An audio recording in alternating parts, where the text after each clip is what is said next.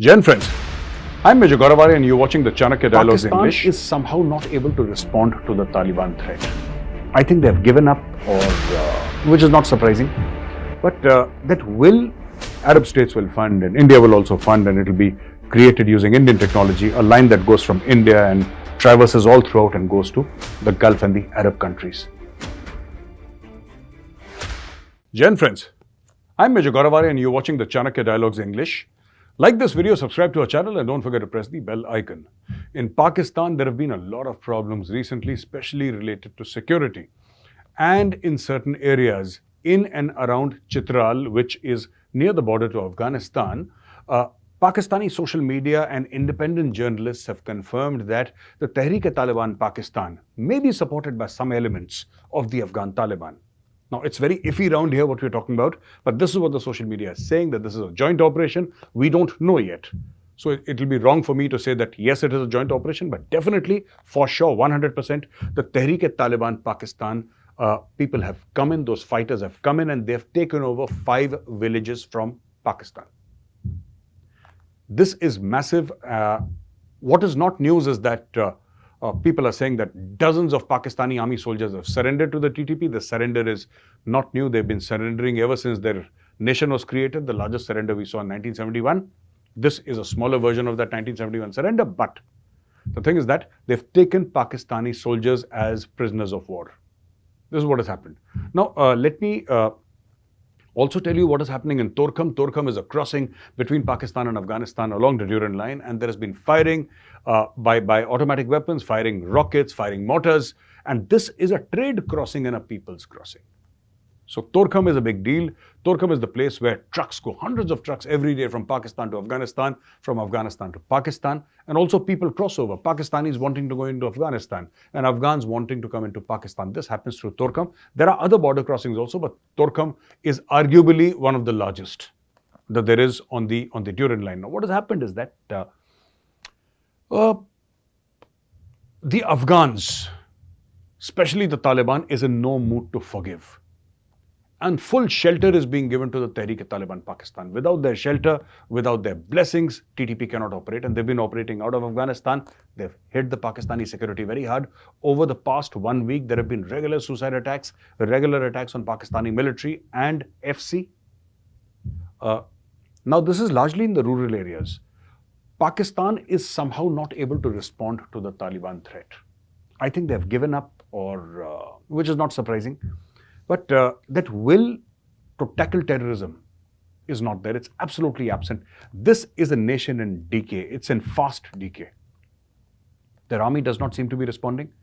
Their chief is General Asim Munir, is busy giving press conferences. Every single day, he gets up in front of the camera, puts on his makeup, and he starts off. He is not a soldier anymore. He's been talking lately about economics.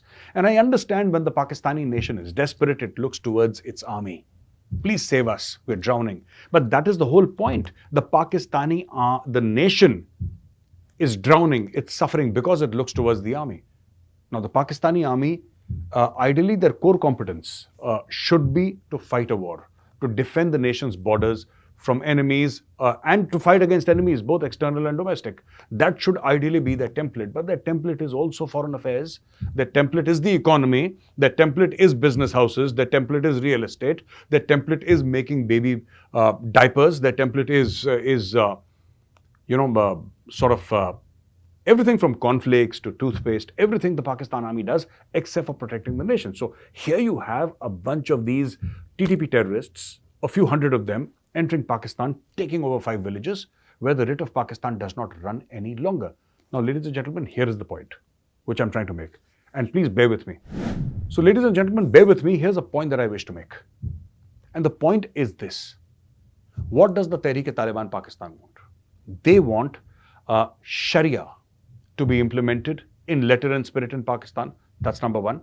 And number 2, what they want is, in place of the Constitution of Pakistan, the Quran should be the final authority rather than the Constitution of Pakistan. And I think the demands of the TTP are absolutely fair to my limited understanding. Because Pakistan claims to be the Islamic Republic of Pakistan. You have to understand Pakistan wants to be called the Islamic Republic. It is an Islamic Republic. 97% of the people are Muslims.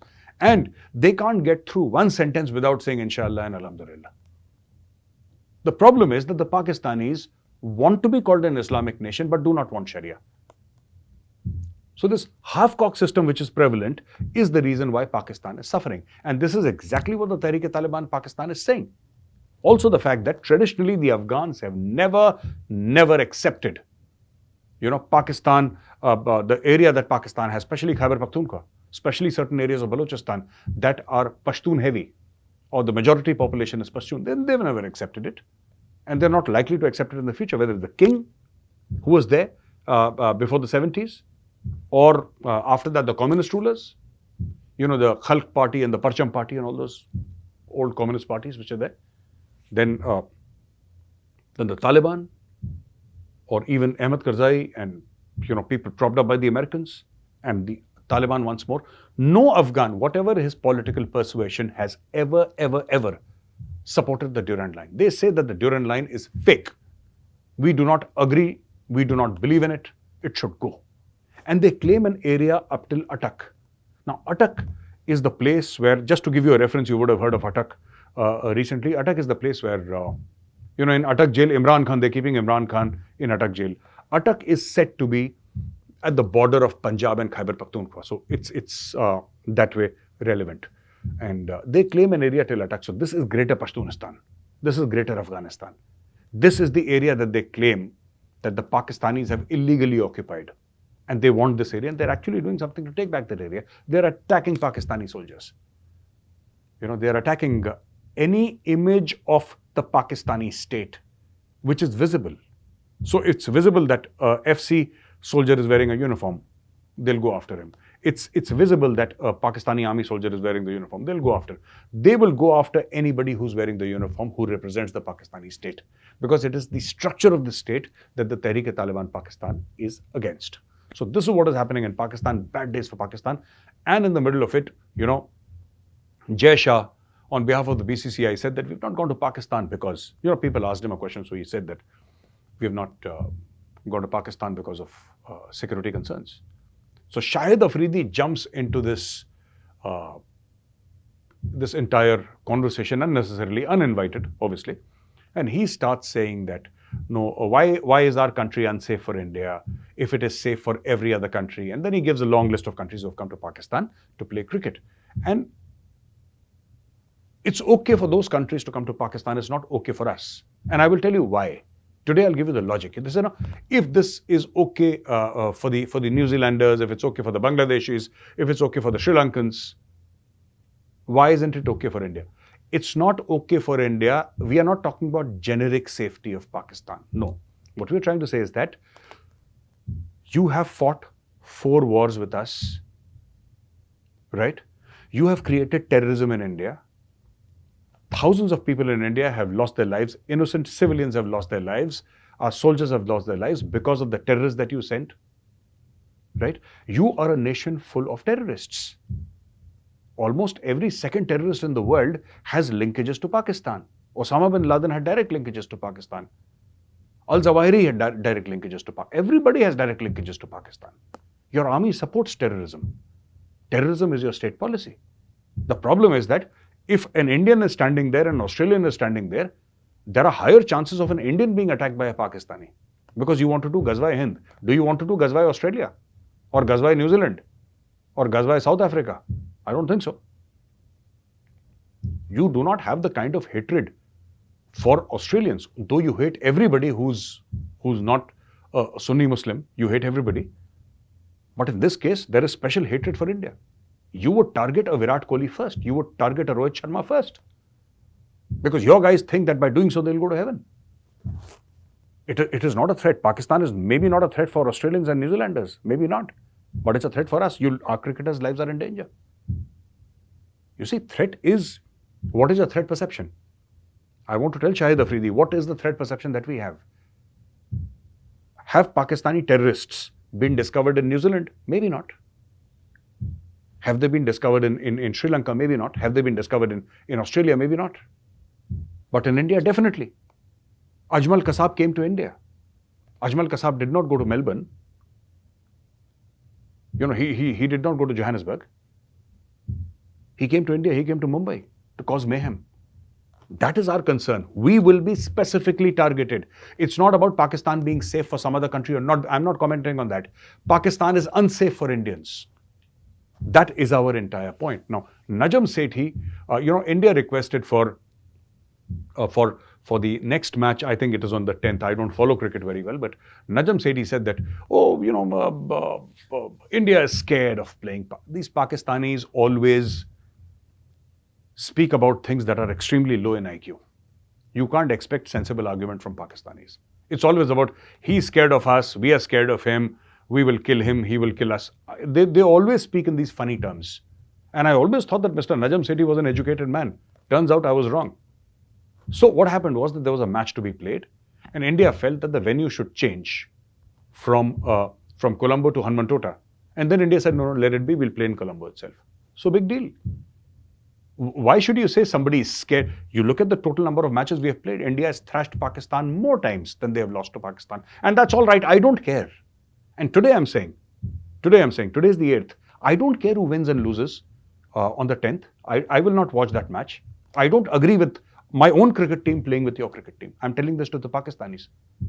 I don't like the fact that BCCI is saying that, okay, we'll play with you guys in a neutral venue. I don't want that to happen.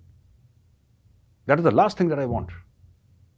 But at the same time, this whole thing about saying you're scared, I mean, it's very difficult to argue with Pakistanis because they bring the intellectual discourse to such a level that you have to look very deep inside the earth to find where the discourse is. Okay, moving on to G20, President Joe Biden is landing in India today evening, and he's directly being taken to the Prime Minister's residence. This is what I'm told. And this is what media reports suggest. And they're going to discuss a host of issues, ladies and gentlemen, host of issues. They're going to discuss 5G and 6G, emerging technologies, artificial intelligence, also the GE engine deal, right? And so much more in terms of cutting edge technologies. And there is one more thing, this railway line that everybody is talking about. This railway line, which India is a big part of, which America will fund, and the Arab states will fund, and India will also fund, and it will be created using Indian technology, a line that goes from India and traverses all throughout and goes to the Gulf and the Arab countries. Massive, massive railway line, which they're talking about. Now, the American diplomats are saying that maybe Joe Biden will speak about it, maybe he will not. They're saying we don't know. For now, we don't know. But this is something that's extremely hot. If it comes up, it's going to be wonderful. Just imagine, a train. And it's going to be mostly goods. That's what I'm presuming. But hey, if somebody wants to go to Dubai, why not go by train? I mean, if you can figure out a way to do it, why not? So this is what they're trying to get now. Train journeys, entire railway tracks from here through to the Gulf. This is something that they're planning on. Let's see how it pans out. So ladies and gentlemen, thank you very much for watching this video. And if you like this video, press the like button, subscribe to our channel, and don't forget to press the bell icon. Jai Hind, Vande Mataram, Bharat Mata Ki Jai.